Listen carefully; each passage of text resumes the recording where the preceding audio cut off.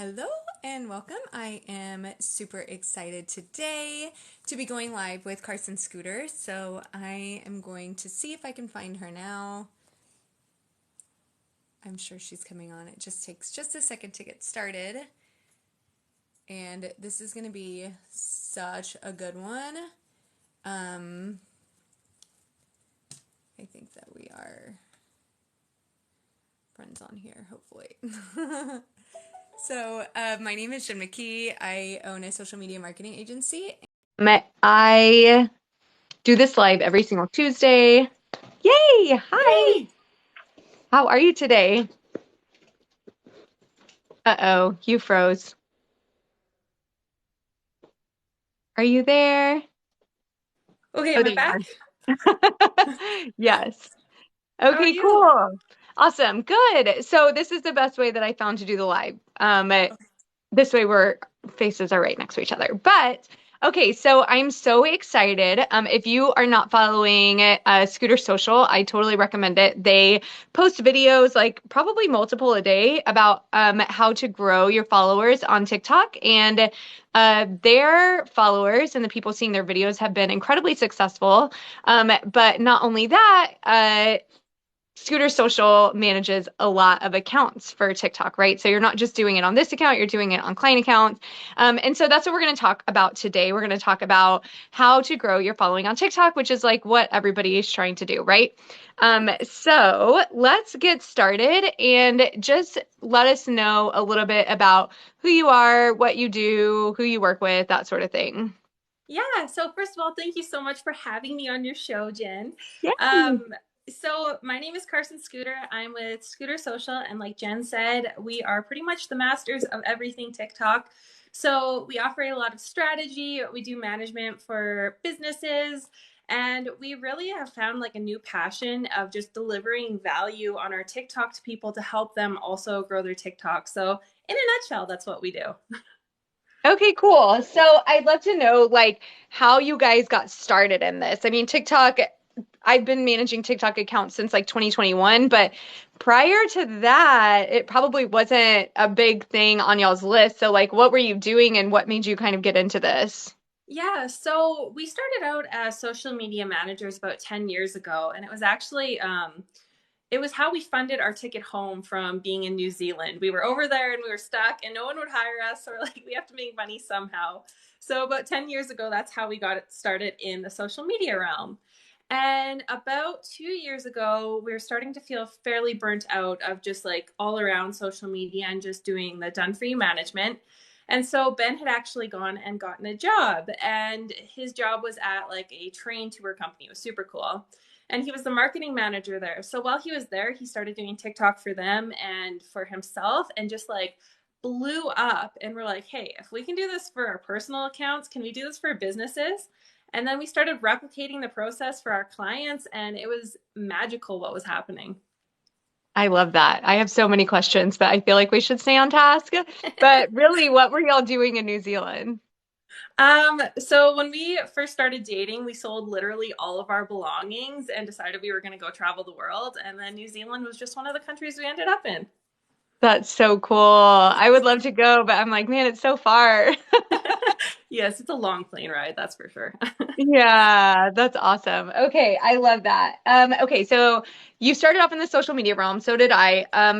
I totally understand what you mean. It was just like getting to be overwhelming. And plus it was just like obvious, right? I mean, I know you said that Ben was like asking to do TikTok and you guys were doing it, but it became like I just heard it as like a little chatter. And so many social media managers were like, "Oh no, like I'm not gonna do TikTok." And maybe I say that because that was me. I was like, no, I'm not going to do TikTok in like Yeah. 2020. And then I saw this girl on LinkedIn. I was doing like a whole bunch of LinkedIn stuff and I saw this girl who did this like 30-day thing where she was like just trying to build her TikTok. And she also was like a Dallas Cowboys cheerleader. She was on a TV show or Oh, something. So cool. she kind of had like something going for her, but I was like, I feel like maybe I should do this. Like I feel like I should figure this out because it's clearly going to be something that people are going to be asking for. And like shortly after that, I was on a discovery call with somebody who's like, I want to be on every platform. Like, I want to be on TikTok. And I was like, oh, perfect. Because Yeah. I've like just been testing this. So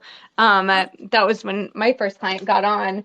Yeah, Okay, so that's awesome. Like even at the time of like when you transition into it, like I think at the time there were so many new platforms coming out too, and they were all like a hit for like a short period. Like even Clubhouse was like just it was super big, and then it kind of like fizzled out. And there were so many of them coming to fruition that TikTok was like, is this just another one of those, or is it sticking around?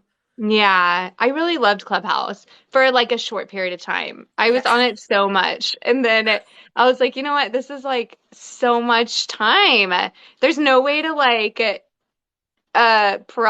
systematize it. It was just like sitting there Oh on man, Clubhouse. I never got approved. I never got my invite to go to Clubhouse. I don't know Really? what was on the other side. Darn it. I wish I would have known. I had some invites, but yeah, I would get on it every day. It was basically like a radio show or like a podcast, but they would go on forever. And so it was like rooms would be open for hours and hours and hours. I would always have a room and talk about TikTok and social media. And so, and sometimes like the algorithm would pick it up, especially at the beginning, like you had to get permission to open a room. And so you would have to like go through these clubs and there weren't very many. And there was a guy who was running one of the clubs and he was really nice to me. So he would open up the room, which means that like anybody could see it, not just Oh my wow. followers. So it was kind of like when you post on TikTok and like your videos get in front of a bunch of people, it would like my room would get in front of a bunch of people and then a Cool. whole bunch of people would join it. And like if I could get them to stay, I would have like these big rooms. And I actually made some really good friends on TikTok. I mean, on Clubhouse that I'm still friends with. Like I just like Cool. they randomly like came into my room one day and it was this girl's boyfriend actually who was the first person I met and then I met her and like I talked to her regularly. She's like one of my really good friends that I That's met through. So there was an that's so advantage to fun. Clubhouse. Yeah, that's so fun. Oh my goodness. I know, right? Okay, so your account is new, and I know like a lot of people. First of all, I think you guys have gotten really great results, being that your account is so new, and like y'all have grown pretty quickly, especially with the way that the algorithm works these days. But like, tell me a little bit about your systems that you're using for your clients. Like, how are you deciding what you're going to post? What does your system look like that is helping your clients grow their followers here on TikTok? Yeah, so the very first thing that we do is we do a ton of research. So we research them and their company, and then research the industry like in depth. We type in the industry on the TikTok discovery bar. We see what other people are using for hooks. We see how others are doing their videos, the styles that they're using. And we kind of just track to see who's doing what and what's kind of taking off. And then after that, we have like a baseline as to what we're going to do for our clients. So after that, then, we go into the testing phase for like the first month or 2 months where we just try out a bunch of different hooks, a bunch of different style of footage and hashtags, the whole shebang until we see the views starting to go up or until we see a video starting to catch. And then Mm-hmm. once we see that video starting to kind of catch on, we start recreating the videos with the same hooks or similar hooks and similar footage. And from there, it just kind of keeps growing. And then the more views, the more followers, you can get more data and then just kind of go from there. I love that. So you're totally frozen, which sucks. I wish that you would unfreeze, Oh but no. I can hear you.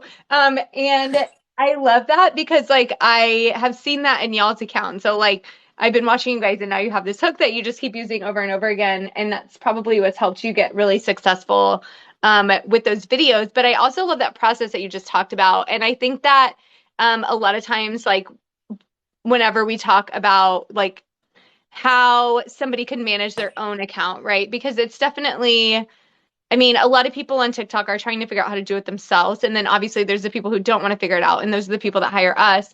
But I think that that research and like initial part is such a big part of it. And it Mm-hmm. actually makes the process so much easier if you start there rather than if you just like jump in and start trying to make videos without really understanding like what's working in your industry. So what you're saying is actually not only easier, but also helps you get better results. Absolutely. Yeah, no, it's crazy. Like it takes a little bit of time, as you know, like at the beginning to do the research, but it's so worth it in the long run.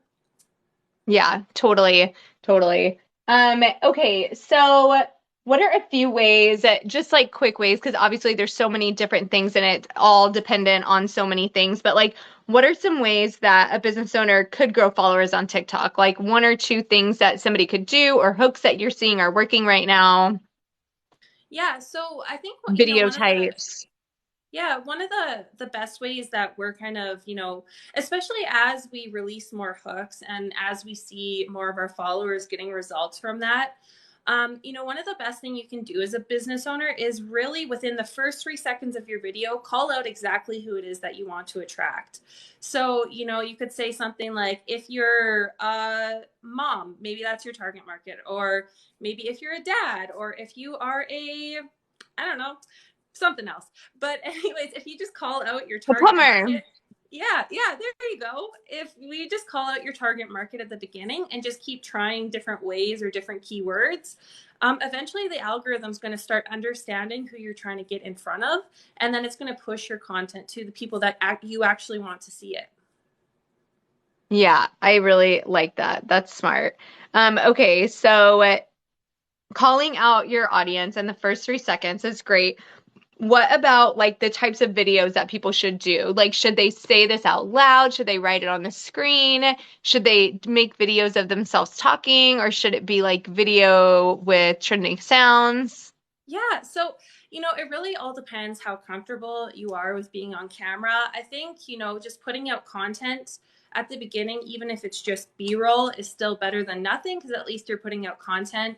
It's very powerful to build that parasocial relationship, the relationship where you watch somebody, you hear them speak, and you start to feel like you get to know them. So, I mean, if you can work your way up to talking on camera, and doing the reply by video feature that TikTok offers and just really engaging with your audience, definitely the results we've seen, it grows quicker that way. But that's not to say that you can't grow your account with just B-roll and trending audios and trending sound. We have one client that she never ever speaks on camera, and it's just her playing with she offers like learning, learning creative learning tools for children. Mhm. So she literally is just at B-roll playing with those toys or little kids' hands playing with the toys. And, that has also helped grow her account. As long as you're providing value in some form to your audience, there's so many different ways, as you know, too, to grow your account that it really just depends what you're kind of comfortable with. Yeah. Yeah, I think that that is probably really interesting. And like you said, going back to what you said about doing the initial research and seeing what is working in the industry, I think is always helpful. That's one thing I like to tell business owners when they're starting is like see what types of videos people are creating because you think about like having been on TikTok for so long, like I've seen so many types of videos and ones where like people are creating things and you're watching them do things or clean things is really, really interesting. But it's also like, where is the camera position? What are we actually viewing? How is the timing set up? Is it like a hyperlapse video or are we seeing things in stages? Like those are all different types of notes that I suggest taking Yeah. to like really like try to copy it, like it's always going to be different. I mean, I wouldn't say like copy word for word what someone's saying and not like take somebody's strategy, but like try to copy different video techniques that you're seeing people do because that's how you start to learn more about how to do them. Yeah, absolutely. Just like model what's already working. Don't recreate the wheel. Just do what's already proven to work.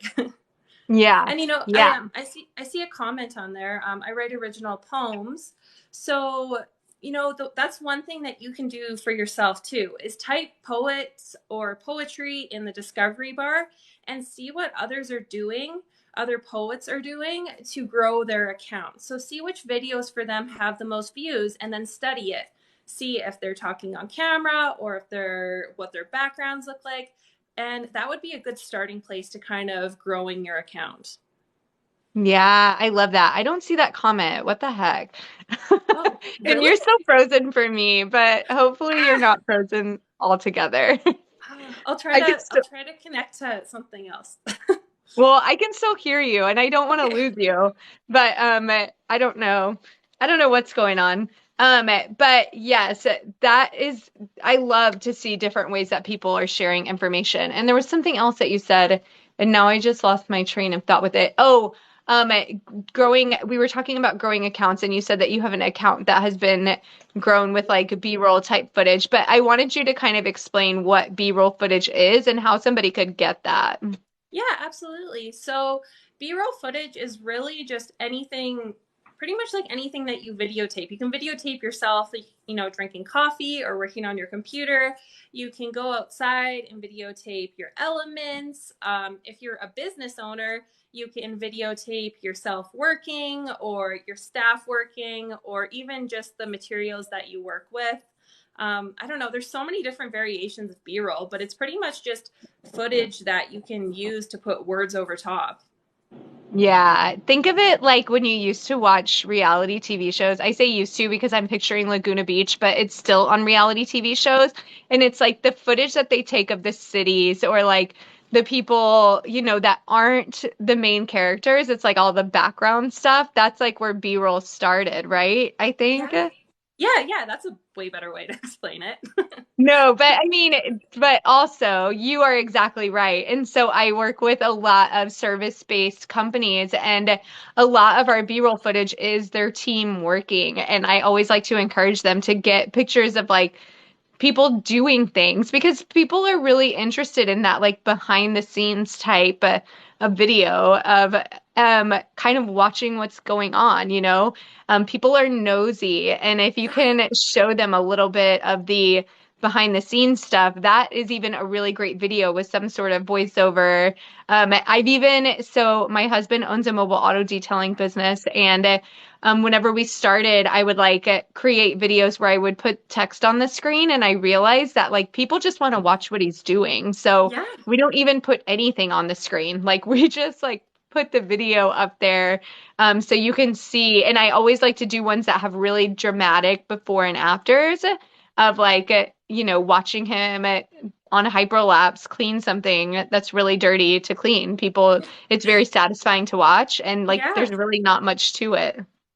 Yeah. No, I love that so much. And it's so true. There's like it's so true. So many accounts, it's just you if you can watch them doing what they're doing, it's like very satisfying to watch. And I totally agree with being nosy because like I even love looking at people's offices and I love just seeing how your office is set up. Like I think it's so cool. Right? Aesthetically pleasing things, but even not. But yeah, and that's why people watch cooking videos or videos of people painting or doing things with their hands. Or if you're ever going to clean your house, that's a really great video that you could put things on top of, but like set up a camera from the beginning to the end, or even just cleaning a space or getting rid of things in your closet or whatever. And those can be really cool videos to watch the process because it's always going to look really nice and neat at the end. That's what we're Yeah. going for. But like that messy to clean thing is always a great option. Well, and I even like if you aren't following Jen, you definitely need to follow her too because I love that new style that you've been trying out of it's kind of like a vlog almost, but Yeah. it's so genius. Like it's B-roll, but then she has voiceovers and it's very engaging to watch. So Thanks. definitely check that out. Yeah.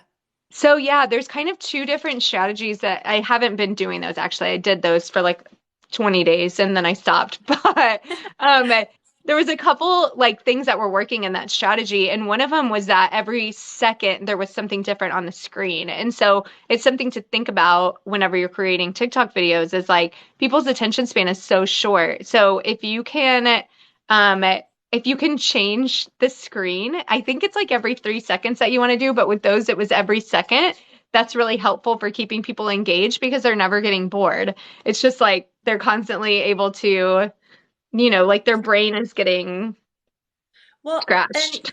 like even to add on to that point, what we started doing was when we were watching TV, we started watching or counting the seconds in between, like if the camera angles changed or like different things happening on screen. And yeah, it was like the highest was like I think 5, but it was typically between like 2 and 3 seconds before there was some sort of shift in the person moving or the camera angle. So that's such a valuable tip. That's so interesting. And when we edit videos, a lot of times if they're like our clients talking videos, we are always editing out any dead space, which also helps jump the video so that it's not just like a clean, like how you and I are right now, just talking, because again, people's attention span changes. And so if you can do something in your videos to keep people's attention, so like whether it's adding text or changing the direction of the camera or changing the view that somebody's watching you. There's also like I used to like record videos of myself all in different angles with each sentence to just kind of like piece them together. Yeah. Helps keeps people's attention. Yeah. Okay, No, so what do you see? So like obviously there's a difference between or maybe not obviously, but there's a difference between a video getting high views and high engagement and a video who's actually attracting followers. So how do you like what do you see to be a main differentiator, or have you seen that certain videos get better engagement and other videos get help grow accounts more? Like what do you see in that? yeah. So, I think there's one huge missed opportunity that happens with a lot of content creators, and it's that they don't put a call to action on their videos. So, like a lot of times you'll see people's pages and they have like viral videos, but their following is super minimal. And that's amazing that their video got out there and that so many people saw it. But if there was a call to action on there, they could have grown their community as well. So, I think that there's a lot of different metrics to look at and kind of see what's working and what's not working. But one of the main differences we see between like the content that actually grows followers versus the content that just gets views is adding that call to action in it. I And love something that. like follow me for more or follow us for more tips or something like that. Yeah, and I think you can kind of play around with it. Like sometimes I'll use a sticker or just text on the screen or actually saying it. I know that you say it a lot. And I think one thing I've noticed too that's helpful is to not wait until the end for your call to action, but put it closer to the beginning. Excuse me. Yeah. Yeah, no, it makes a big difference. And we actually started seeing that from do you know who Caroline Flood is? I think so. She was in the clip. Yeah, yeah, she was in the click for a Hmm. while, and she's grown her account to like I think she's at like 250,000 followers. She's a TikTok coach as well, but she always puts her call to actions at the beginning, and it's such a genius way because people's attention span, like you said, is so short. So when you Hmm. have that right at the beginning or near the front of the video, it definitely gives you a higher chance for building your community. Yeah. I saw this video one time and I thought that it was such great insight, and I totally see how it's important, but you keep mentioning community. And I think that the reply to comments is such a great way to create community on TikTok because you're actually paying attention to what people are saying and responding to them. And it's also like you and Ben have said, it's like so great because it's just creating content for you. Like you don't have to think about it because your content is valuable. You're already answering people's questions, but it's also a way to show that you actually care what people are saying. You're listening. You're, uh, adjusting your content as fit for the people who are actually consuming it. Absolutely. And I think too, like it makes you like look like you're an authority in the space, because you have so many different people coming in with different questions or different comments. And then when people are binging your content and they see all of these different people that you're responding to, it's like, oh wow, this person is legit. And they'll answer me if I ask them a question. Maybe so. Yeah. Okay, so if somebody is just getting started, because the TikTok landscape is constantly changing, the advice that we were giving people 6 months ago isn't exactly what's working now necessarily. But if somebody just wanted to get started, like, what would your advice be for them? And I think we kind of talked about this, but maybe you can make it even more Yeah. specific. Absolutely. So the very first thing that I would do if you're just starting out on the app is I would literally spend a few days just going through the app and looking at the videos and kind of seeing what style of videos people are doing on TikTok, just to get familiar with how it's different than Facebook and Instagram and all of the other, channels out there. So that would be the first thing. And then the next thing I would do is I would start favoriting some of the videos that that you could potentially model and create yourself. And that's just like a little ribbon button on the videos that you see. And then once you get kind of a library and an idea of how TikTok works, that's when I would go into, the research stage where I would go to the discovery bar. I would search your target audience. I would search the industry you're in and just see the kinds of videos that have high views that people are creating and it's doing well in that. And then that Mhm. would also be some video ideas that I could model for myself as well. That's awesome. I love that. I always like to tell people, like, when you're first getting started, that you really have to understand this platform because it is so different than any other platform. You can't just, um, you can't treat it like a commercial. Like, I think a lot of big brands, whenever they first started on TikTok, were more thinking of it like a video commercial. And even some business owners that I start working with want me to create videos that feel more like a commercial. And it's like, no, we have to fit in with the culture here. Like, and that's where trending sounds can come in. I like to explain TikTok as like a meme culture. And so the trending sounds are sounds that everybody has heard or everybody understands the joke. And then you're just making it relatable to the people that you're trying to reach. So like Karsyn said, spending the first couple of days just really getting to know the app and really understanding how videos are working is so helpful at the beginning. Yeah, no, absolutely. And yes, well, I I don't know what I'm saying, but yeah, I 100% agree with you. Awesome. Ooh, there's a plane right outside my window that got really loud.